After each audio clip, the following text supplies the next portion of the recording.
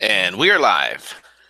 Good morning, everyone. It's the one, the only Senor Silverback himself, the Optimus Primate, the master of the Dark Roast, with the one and only El Cuco, the master of the Flux Capacitor, CJ, the producer extraordinaire, and we're back for another edition of Rogue Money Mornings, where we give you the views, the news, and all the information important to use. You can check us out on RogueMoney.net. Follow us on Twitter at The Rogue Money.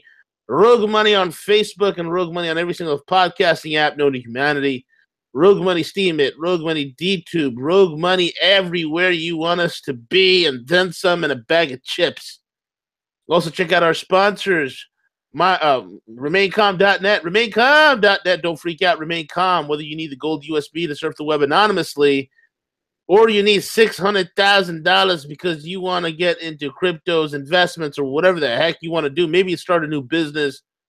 These guys can show you how. These guys can help you get the funds you deserve without going through the insanity of the crazy banks. Also, if you need your credit fixed, these are the guys that can do it. They can get you from a 500 to an 800 and get them to take off any sort of collections, liens, judgments, bankruptcies, whatever the heck it is that you're going through. RemainCalm.net has a solution for you. And with that being said, don't freak out, remain calm. And what's going on, CJ? What's crack-lacking? Got one word for you today, V. Bitcoin. Bitcoin. Bitcoin. You mean that scam? That scam called Bitcoin that's created by the New World Order that the Antichrist himself has created so he can mark everybody? You talking about that Bitcoin that's in a bubble, huh? Yeah, the bubble that's up for a little over 4.5% right now. And I don't know if it broke 8,000. I don't know what is the price that we're sitting at. It's at 78.20 right now. It's at 78.20 right now. 9,000. Oh, I am loving my Bitcoin holdings. And I bought at below 3,000. So, yeah, it's very, very exciting time for that space. And I'm excited. It's Friday. So I'm excited for the weekend. So how are you this morning, V? I am doing quite well.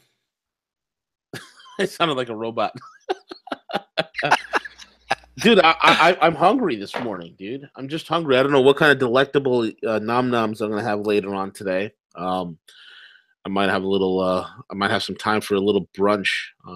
For today. So I'm kind of excited, Siege. I'm looking forward to it. You and I were talking about Mexican food. I had some Colombian food last night, which was to die for. To die for, CJ. It was to die for. I wanted to die and go to heaven. For those that wanted to know what I had for dinner last night, I haven't eaten anything all day. So my first meal of the day was yesterday at like 6:30 p.m. That was my first meal of the day yesterday. So, from your cold. Oh, yeah, that's what it is, dude. So I went out to my favorite Colombian joint, Don Hugo. And I went over there. It's a little hole-in-the-wall restaurant. The guy doesn't advertise, strictly word of mouth. That's how hardcore this guy is.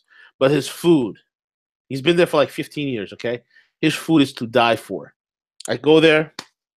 I get my bandeja paisa, which is basically, I got my plate of rice. I got this marinated skirt steak cooked to perfection and grilled right over it. I got some eggs over easy right on top of the steak. I have a side of avocados. I have a side of plantains that are, sweetened, ripened plantains. I have a side of beans. I have the chicharron, which is like the strip of pork belly that's been cut individually and deep fried into a U, and a side of salsa. And it's like the Colombian style salsa, so it's mild. It's not like Mexican salsa. It's more like cilantro, a little more saucy. So, it's. Oh my God, my mouth is watering just talking about it, dude. I enjoyed myself, and I had some empanadas too on the side. So it was a big heavy meal, and then I slept like a baby. It was wonderful. It was a wonderful thing. You need to stop because I had a light dinner. Okay, you need to stop. I had a light dinner. I had a banana for breakfast in tradition of UV. My coffee, and my banana, and I have a tendency. Yeah, go ahead. Go ahead. You have a tendency? No, you go ahead. I have a tendency to do that just out of habit, getting ready for, for Rogue Mornings, with V, the gorilla. So I'm like, I'll have a banana. There you go. It's funny. It's funny you say that because I one time met Frank, and Frank was on the phone with a client, right? And we're in a cafe, and literally I walked up to him, and while he's on the phone with a client, I'm holding a banana. I bought a banana and a coffee and a bottle of water from the cafe, and I'm walking over to the table where Frank's sitting. As I'm scurrying over, and he's on the phone with the client, he goes, "You won't believe who just showed up. The gorilla himself just walking up right now, and he's holding a banana." So it's quite a sight. You see this large guy coming up to you, and he's literally holding a banana like I'm some sort of a great ape. So yeah, I love bananas. My biggest complaint in my household with bananas, I buy so many bananas that I somehow bring home those tiny little fruit flies that come along with it. Yes. All my bananas go ripe, and all these fruit flies just showing up out of nowhere. I get in trouble all the time for that. Oh, I love bananas, man. I love them. But speaking of bananas, anyway, man. Yeah, on to the news lately. Yeah, let's talk a little bit around the tax policy. But before we do that, let's go ahead and jump into the Fed. There's a few analysts that have predicted what could be coming ahead with the Federal Reserve as they look for new, can we call them innovative solutions? They're not innovative at all, but you want to break that down for us, V, regarding the Fed and what potential moves they may do? Yeah, absolutely. The Federal Reserve, being a one-trick pony, they can only do like a handful of things, which is basically the manipulation of interest rates and the manipulation of credit. That's the only thing they got going.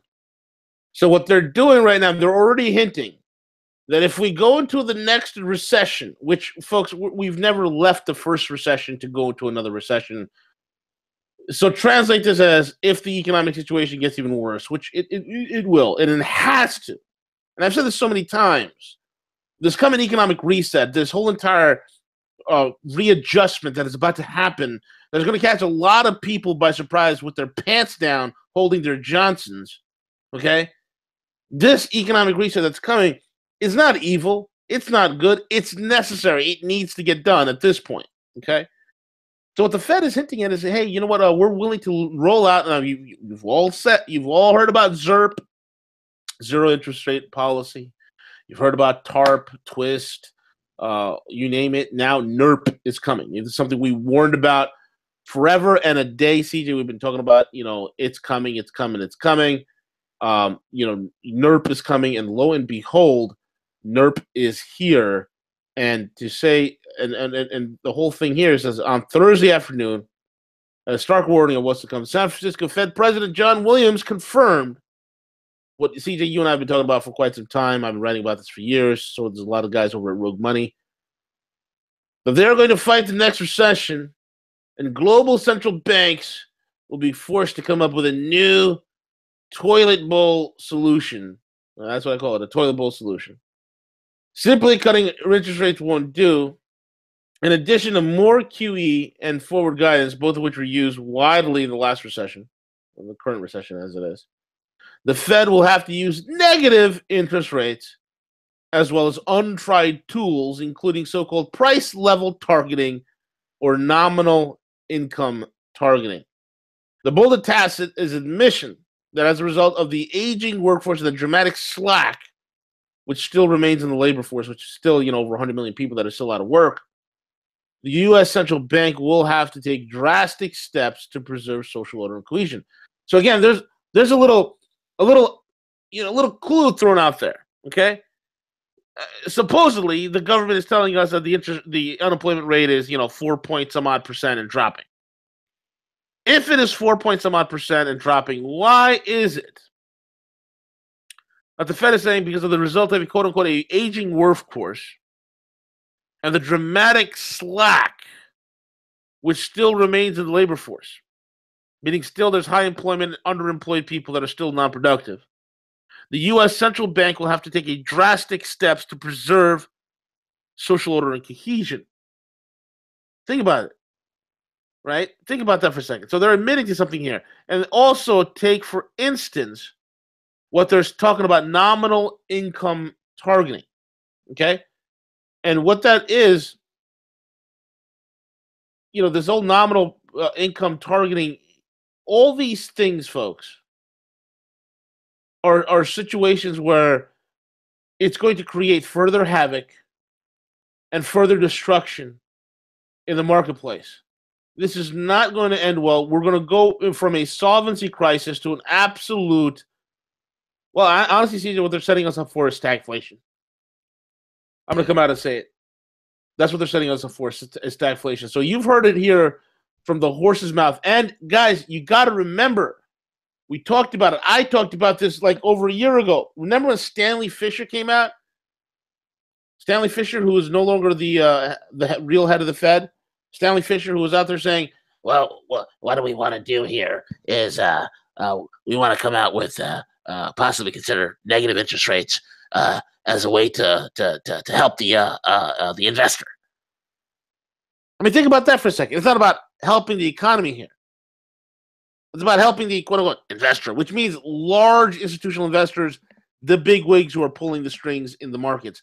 That's who they're targeting here, CJ. So heads up, everyone. Stagflation's coming.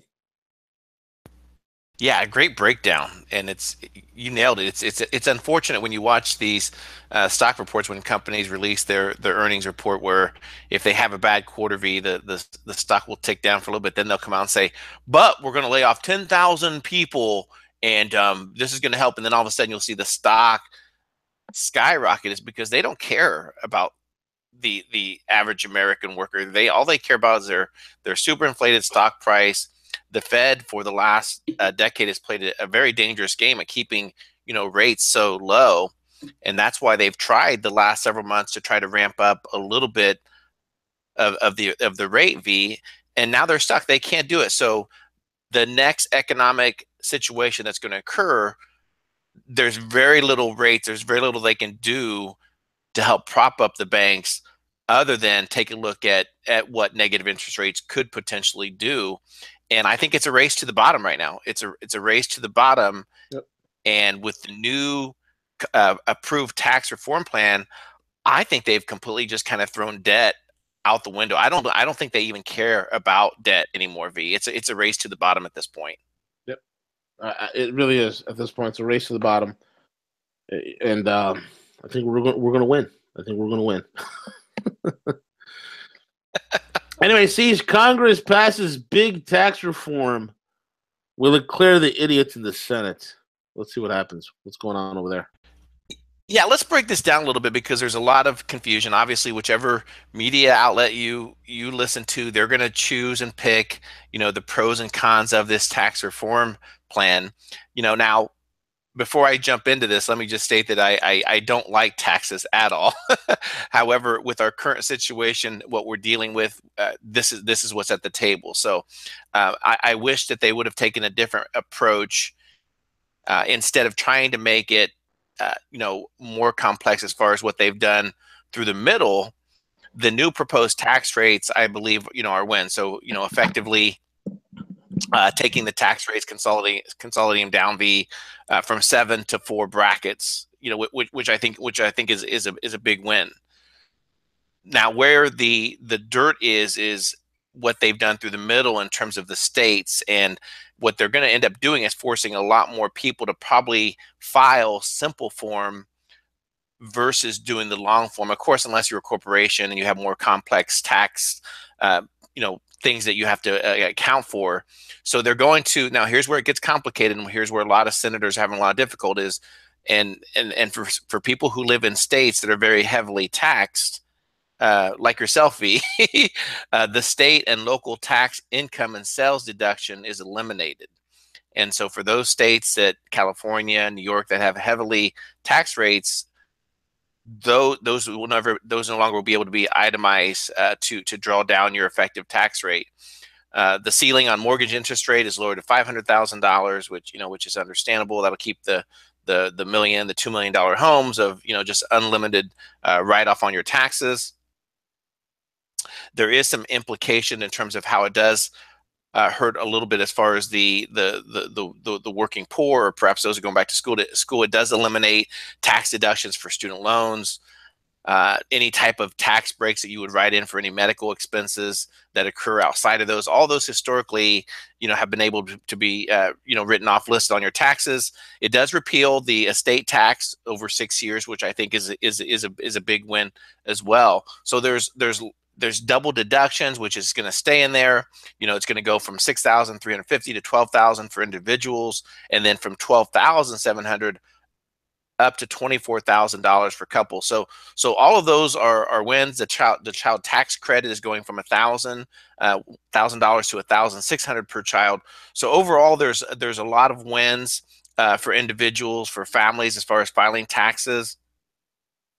For businesses, it does do exactly what they state. They're looking at cutting the corporate tax rate from 35 down to 20%.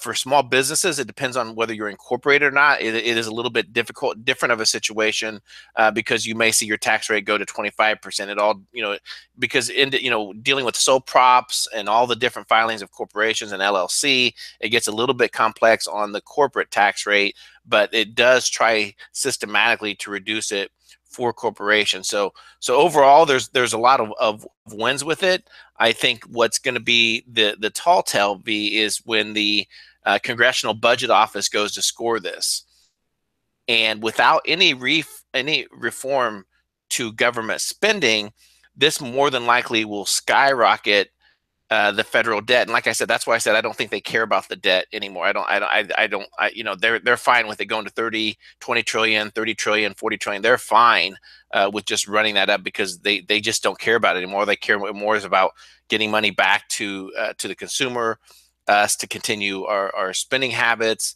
And that's what our economy is based upon, is a spend economy. So that's it in a nutshell. We'll see what happens. Apparently, I believe there was 14 Republicans that didn't vote for it in the House. Currently, I think there's 2 very outspoken proponents of it in the Senate. We'll see where it goes, and we'll see what all they either add in or remove from this proposed bill. V. Did I lose you, V? I think I lost your audio, V. I think you're gone. Let me open it up. Yeah, V will be back in just a minute to provide any commentary regarding the tax reform plan, but his audio is completely gone right now. So we'll see where this goes, but definitely something to keep an eye on. It is very innovative as far as what they try to do. I would rather have them eliminate some of the complexity of it, but this will definitely probably drive more people to file simple form versus long form. Also want to thank one of our listeners for sending this interesting article in regards to Coinbase. It looks like Coinbase is attempting to go mainstream. So in a recent article, it was announced that Coinbase is going to be launching a new digital currency custodian for institutions. So what this is going to do is Coinbase is already storing more than $9 billion worth of digital currency on behalf of our customers, and we're excited to bring a new product built specifically for institutional investors. So Coinbase is on a big move to go mainstream. So what this is going to involve is that Coinbase is out there looking for institution money. Some estimates there's as much as 10 billion out there waiting to get into the crypto space. Regarding Coinbase, I would rather them have improved some of their network. We know, as you know, Coinbase has been very compliant for the federal government as far as providing information regarding gains and losses on there. And they're wanting to charge a huge fee. So I'd rather Coinbase to kind of focus on, streamlining their process, making it more efficient instead of waiting, days on end for transactions to take place. And obviously Coinbase sees, dollar signs on this. They want to charge, a very heavy fee up front. They're also going to be charging, rates on this. So now this will allow big institutional investors to move over to the crypto space. I am back. Welcome back, V. I apologize. I don't know what happened. Yeah, I was here talking, and then I waited. I'm like, okay, he's not now, so that's all that matters. Yeah, I'm back. Where are we, CJ? Are we talking about? So, what are we talking about? Well, we wrapped up talking about the tax reform plan. Did you have anything you wanted to add to that? No, because I'm It's okay. And so I started talking about them. So I started talking about the big move, and that's with Coinbase looking to move towards institutional investors now. V. Oh yeah. Absolutely. I mean, you can't ignore cryptos at this point. You're ignoring cryptos at your peril at this point, man. It really is. Um, it's a different ballgame, Siege. It really is a different ballgame, and I'm excited for one. Yeah, we'll definitely we'll see where it goes, but it looks like there's some pressure mounting on George Soros. V. Let's talk about that. Yeah, There's pressure on Georgi Schwartz. Georgi Schwartz has pressure. Well, it happens, folks. Okay, the anti-Russian hysteria that's raged on the U.S. and now has spread to the U.K., saying it is possible because I'm Theresa May that the UK Brexit was possibly fomented by Russian hackers.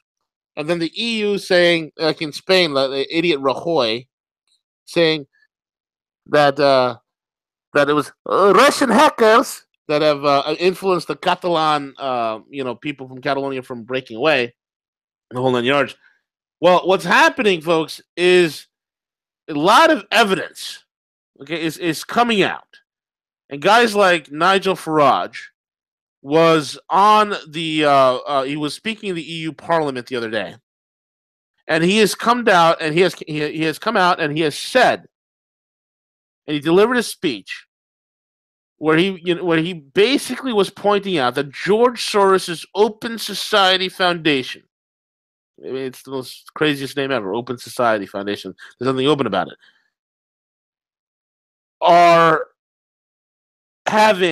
They are having massive influence on elections across Europe and the US. And if investigators are looking for evidence of foreign influence, instead of looking at the Russians, why don't we all look at George Soros, aka Georgi?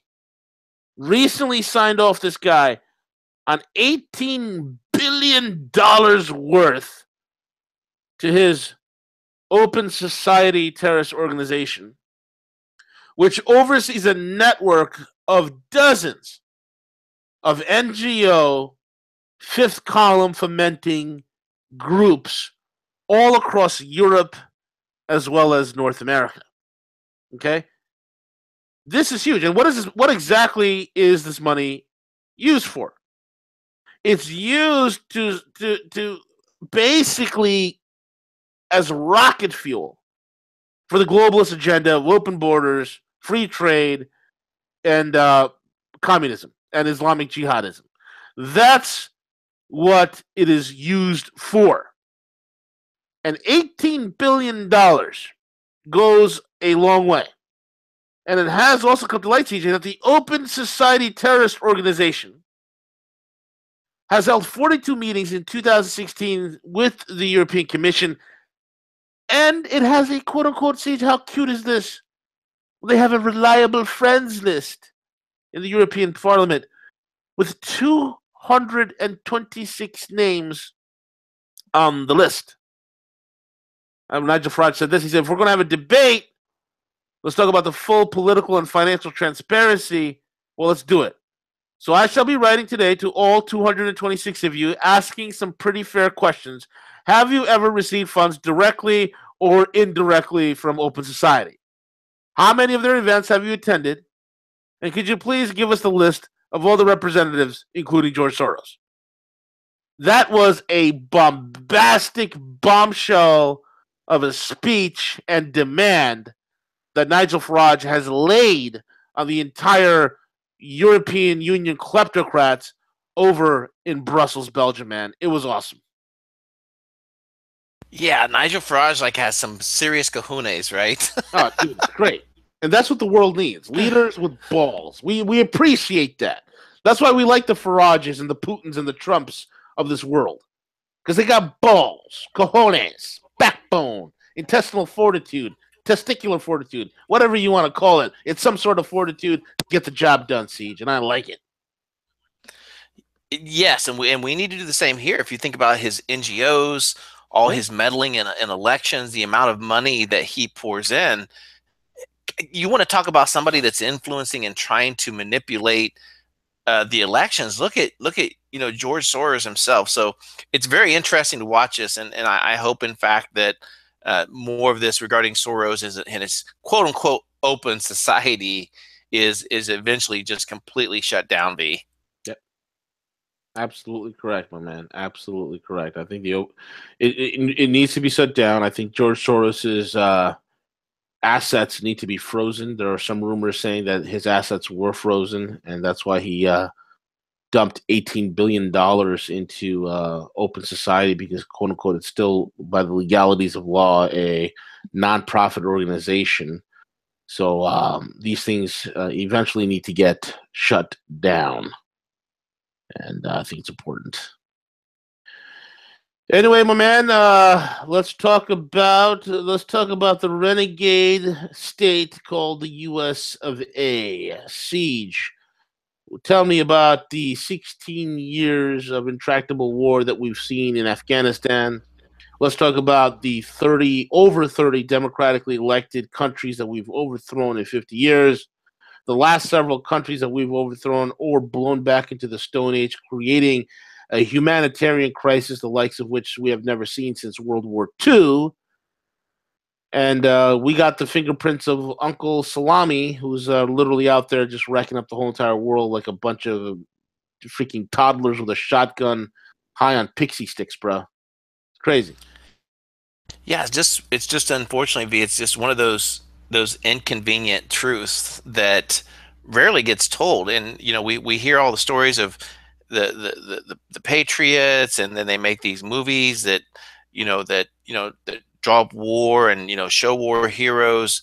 We want to play it out like this is accomplishing a lot of good in the world. But when you take a look throughout history, you take a look at U.S. intervention and what's happened in the North and the South Korea Peninsula is a great example of it. With the first Korean War that wiped out literally 20% of the North Korean population. There were certain things that came about that where we promised democracy, that things were going to change, things were going to happen, and then fast forward to where we are today, where the brink of some potential event happening, and all of the sake without any really regard for life. V. Yep. Absolutely no regard for life, and no regard for. Yeah, go ahead. Mm-hmm. No, and no regard for life, no regard for the repercussions, no wherewithal or thought for consequences. This is a mind of children, bro. Only children behave in the way that the leaders of this country do. Only children think they can do something, have no consequences to it. Only children think they can willy-nilly go out and make a mess and not have to worry about cleaning it up. But the world doesn't work that way. And the universe doesn't work that way. You can't be going around messing things up for the last several decades and expect the hand of God to be staved from you. You can't expect that. You can't break God's laws. You can only confirm them. You want to go around blowing other countries up. You want to cause, we want to remember the 3,000 died on 9/11. Yeah, I'm sad for that as well. But what about the damn near 2 million Iraqis who are dead, who had nothing to do with 9/11? I mean, does that weigh in on your conscience? I mean, it weighs on mine. I have a problem with it. And what pisses me off, it's being done in my name. It's being done in your name. It's being done in all of our names. It needs to stop. Because we believe a bullshit propaganda. I can't stand it, bro. I want this military-industrial complex taken apart bit by bit by bit, broken into 1,000 pieces and cast to the wind. That's what I want. I mean, it's ridiculous, CJ. No solution. Yeah, I mean, go ahead, man. No solutions, and how many more times do we have to witness this? So, with Syria, and it's just completely absurd that we have basically what's happening right now. They went to the UN. So the Saudis and Israel went to the UN to say, well, we need to go ahead and talk about the crimes committed in Syria by Bashar Assad, right? And paying no mind to the events that are currently unfolding in Yemen. You know, they act like Yemen is not even occurring right now. Right. And the children, the families, the humanitarian aid, everything that's occurring there by the Saudis to prevent any type of relief from going into that country. And we as the world, we as the United States, just want to completely turn a blind eye to it and not even discuss it. I mean, they're stating, V, that on average 130 children are dying each day in Yemen because of this blockade and the Saudi war in Yemen, and we do absolutely nothing. We provide them the weapons. We provide them the weapons to do this harm. Right, exactly correct, my man. And you know what? It's you know, it's enough's enough. Enough is enough. I'm sick. I mean, dude, this country. I'm 38 years old. I mean, some of you are older. Some of you are younger. But this country has been at war my entire life. My entire life, we've been in some sort of conflict somewhere in the world. I'm sick of it. It doesn't benefit me. It doesn't benefit you. It doesn't benefit the rest of the country. It doesn't benefit the world. It benefits these assholes who think they're leaders, who think they're so accomplished because they want to sell you the BS of the military-industrial complex and the bankers that back them up. It's got to stop, man. It's got to stop. It's stupid. It's stupid.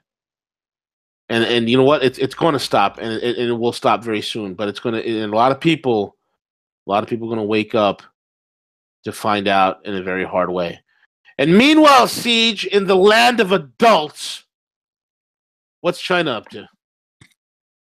Yeah, so you know this whole South, the entire South China Sea, the trade, you know the amount of escalation of events that occurred there with the South China Sea conflict. There's been a lot of discussion here lately with Xi Jinping and getting this conflict. The results of it have been just absolutely great. They've made a lot of progress talking with the Philippines, aligning around what they're going to call a new, quote unquote, code of conduct that's going to allow them to understand the benefit of trade, the benefit of a peaceful resolution through this. And at the same time, this being completely away from the paradigm that the U.S. wants to continue to say that, China is being very aggressive, that, in the maritime region, and this is simply not going to happen. So the amount of trade that's going to be passing through this area that everyone's going to benefit is estimated at roughly $4.5 trillion, V, that will pass through this area every year. And it's great to see Vietnam, Malaysia, all these countries working together to understand this and come together in a peaceful manner. Yep. Absolutely correct, my man. And this is what we should be doing. Well, this is what we should be doing. All right. And what's happening, instead of doing this, making money that benefits the population of the United States, we have idiots that are looking to line their own pockets. This is why 2018 midterm elections are so damn important. This is why we need to be screaming bloody murder. And this is why we need to have term limits put on congressmen and senators. This is why. This is why. Because we're missing the greatest transfer of wealth, folks, in human history is taking place. The greatest transfer of wealth in human history is taking place, and the United States of America, aka Exceptional Stand, is on the outside looking in, holding its crotch. All right. The Saudis. Yeah. So we're just, real quickly. So this news is coming to us from the Financial Times that I'm just going to read it here. The Crown Prince of Saudi Arabia, Mohammed bin Salman, is negotiating a settlement with some of the country's well-known figures who have been detained under corruption charges since the beginning of the month. So he is changing from the traditional pay to play, V, and he's bringing about now pay for freedom. So It's stating in this article that Saudi's officials are demanding 70% of the suspect's wealth in exchange for their release. They can go. They can have their freedom, but they're going to lose everything in the process. And that's exactly what's going to happen, bro. That is exactly what's going to happen. So I got to laugh at this. I really do. I really do. It's hilarious to see this, but it is the world of turmoil. Prince Alawid bin Talal, he's about to lose pretty much his shirt as all this stuff develops, man. Yeah, it's hilarious to see. Anyway, I mean, that brings us to the end of the show, Siege. Yeah, I'm very excited. 2 p.m. Eastern Standard Time. We're going to have Vin Armani from the Activist Post. Vin has his show called the Vin Armani Show, and wealth of information. Vin also has a new book out. I know the last time you guys were together, V, you guys really knocked it out of the park. Yeah, as far as talking about, it was a great show. So we're very excited to have him back as a repeat guest. 2 p.m. Eastern Standard Time, Rogue Money Radio. Absolutely. With that being said, folks, we are over now. Check out our sponsors, RemainCalm.net. Don't freak out, Remain Calm. And check us out, RogueMoney.net. With that being said, Siege, we're over now, buddy. Take it away.